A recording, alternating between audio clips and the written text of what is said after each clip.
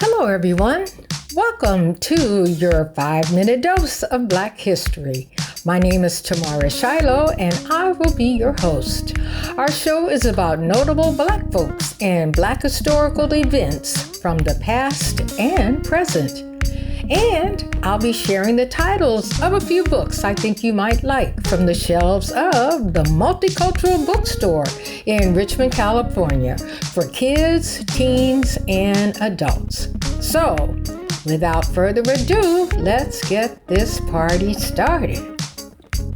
Today, your 5-minute dose of Black history is about Stagecoach Mary Fields. Many stagecoach routes throughout America's West covered a variety of terrain on often narrow and rugged trails through deep sands, endless mud, and along steep inclines. These areas were mostly isolated, making stagecoaches a bandit's favorite target. The job of stagecoach driver was not one for every person interested. It required excellent horsemanship, driving skills, and great courage. Many areas of the West were considered hostile country, and drivers were often ambushed and killed by robbers.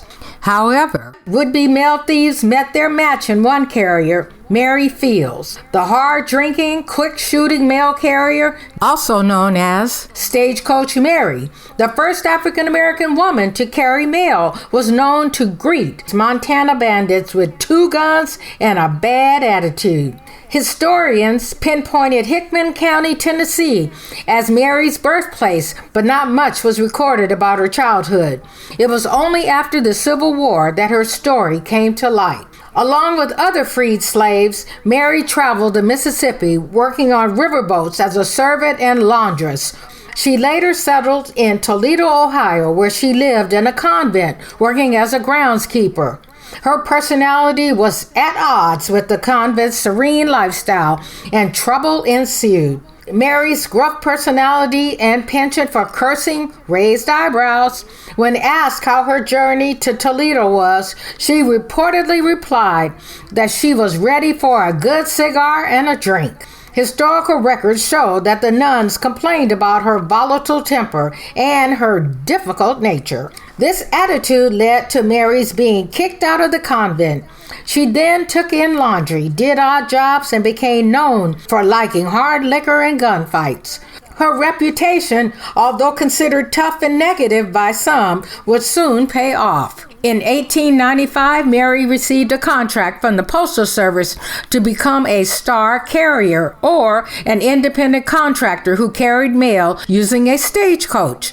As a skilled gunfighter armed with a revolver and a rifle, she was equipped to protect the mail from bandits and thieves. Mary was the second woman in the United States to serve in that role. Mary intimidated would-be thieves with her height and her tough demeanor. At 200 pounds, she was said to be a match for any 2 men in Montana territory. She had a standing bet that she could knock a man out with 1 punch, but no one ever took her up on it. Her courage made the locals love her. They also praised her generosity and kindness to children. Mary eventually surrendered her mail route and settled in Cascade, Montana. There she was so popular that schools would close on her birthday. She made her living by taking in laundry and also ran a small cafe that did poorly because she would extend credit to anyone who expressed a need. She never stopped frequenting local drinking establishments. When she died on December 5th, 1914, her funeral was one of the largest the town had ever seen. Now imagine that. And as promised, I have a few books to share with you.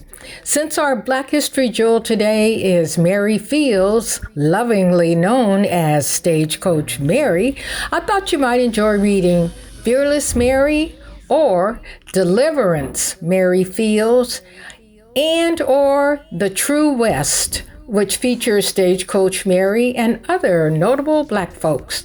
Don't forget, you can find these and other great selection of books at the Multicultural Bookstore in Richmond, California. You can find them online at multiculturalbookstore.com. Thank you for joining us today. This episode of Your 5-Minute Dose of Black History was sponsored by Don Griffin of the Dark Network. You can catch his show on YouTube. And again, don't forget to visit the multiculturalbookstore.com to order your books today. And remember, Black history is American history and should be taught all year. See you next time.